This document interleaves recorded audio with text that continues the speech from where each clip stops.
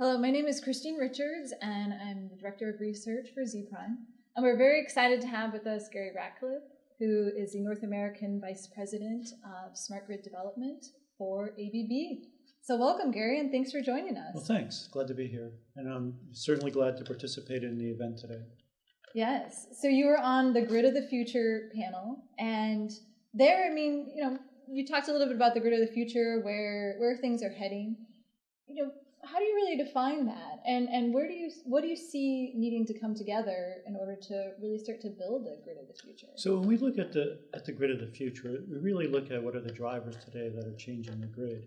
And it breaks down into 5 main areas. One of the drivers is improving the reliability of the grid, making the grid more resilient when storms or events occur, and being able to better respond and restore power to customers. So that's one of the areas that we see driving changes to the grid. The other is improving the efficiency, reducing losses on distribution feeders, better utilization of generation equipment.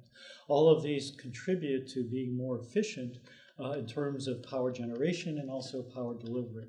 We're also seeing improved focus on sustainability. This is the incorporation of renewable generation, whether it's wind that's grid connected at the transmission level, or whether it's solar PV, rooftop solar PV that gets connected to distribution feeders. We're seeing the challenges and also the technologies to take advantage of these resources. Operational effectiveness is really the integration of all of these different areas so that the generation and delivery of power is a more efficient process. Utilities are more efficient with their resources. And then the last piece is engaging the customer. The end-use customer is becoming part of the energy equation. How can they contribute? How can they change how they consume load, demand response, or that rooftop solar panel? How does that get factored into the grid? And what are the incentives and how are those rewarded? So those are really the changes that we see driving to the grid of the future.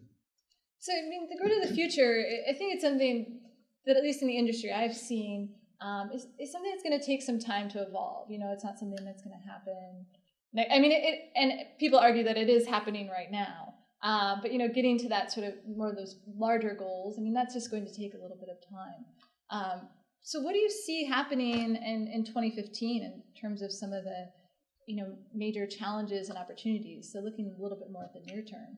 Sure. So the grid of the future is going to be an evolution. And contrary to what some people may think, grid-connected generation, centralized generation is still going to be here. The transmission grid is still going to be here. And we're still going to need the services and the capability that those assets provide.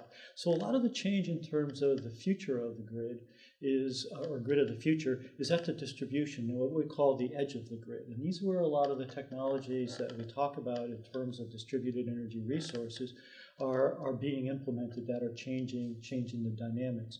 And so when we look at where people are focused today, there's a lot of utility investment around distribution grid management. This is storm response, efficiency of delivery at the distribution level, but also how do you connect solar generation? How do you manage feeder voltages when you have distributed resources on those feeders? We're seeing application of analytics, software, data mine all the information that's coming in from the different sensors, whether it's meters, whether it's sensors on equipment and substations, or whether it's measurement along distribution feeders. So analytics are becoming more important for asset health, for predicting residual demand that the utilities need to supply, and also better preparation for storms and outages. And then the last area is the growing investment in these distributed energy resources and how they can contribute to the grid mix. Yeah, definitely. That distributed energy piece seems to be huge. Well, it's in its infancy. For all the talk about solar, it's still a very, very small part of our overall generation mix. But we're seeing changes there. There's a lot more natural gas, which has been installed at the expense of coal. So coal is decreasing, and natural gas is increasing significantly. Nuclear is going down a little bit, but not significantly changed. But then at that edge of grid, or with the renewable space, we're seeing investment in more wind in terms of renewable. That's probably where the biggest renewable generation investment is. But solar is on the cusp, and we're starting to see what can happen with solar. We saw that in Germany, and we're seeing it in Hawaii and California, where if you have large solar penetrations, it really does change your generation mix and your generation dispatch portfolio. Yeah. So, I mean, what are some of the things that will help solar take off? I mean, what are some of the things that could be put into place or changed within the U.S.? I think some of the drivers behind solar energy is what's the business model? I mean, if you have a policy where you pay a feed-in tariff, particularly a high feed-in tariff, you can get tremendous installation of solar. So it's a matter of having the right policies in place, the right economic model, both for the consumer or the end user who's providing that technology and making that investment, as well as the utility who has the business model and the public policy in place to leverage solar to provide that economic value. And I think those are the things that we need to look at. So a lot of it is policy. Yeah. So a lot of exciting things going on. I mean, what do you see happening for ABB in 2015? Well, I think ABB is very well positioned in terms of the changes in the market. If I talk about distributed energy resources, we do demand response for industrial customers. We have solar PV inverters, smart solar PV inverters. We sell battery energy storage. We have EV charging infrastructure.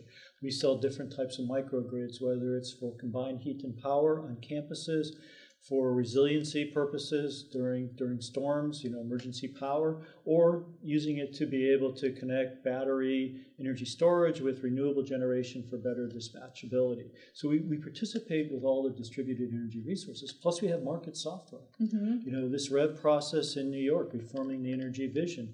The New York ISO uses ABB market software. And we also have distribution management systems for managing the voltages and, if you will, the physics of the grid, the actual delivery of the power. So when you pull all those pieces together, we think we're well positioned, and the future looks pretty exciting. Awesome. Well, thanks so much for joining us today, Gary. We really appreciate it. Okay, thanks.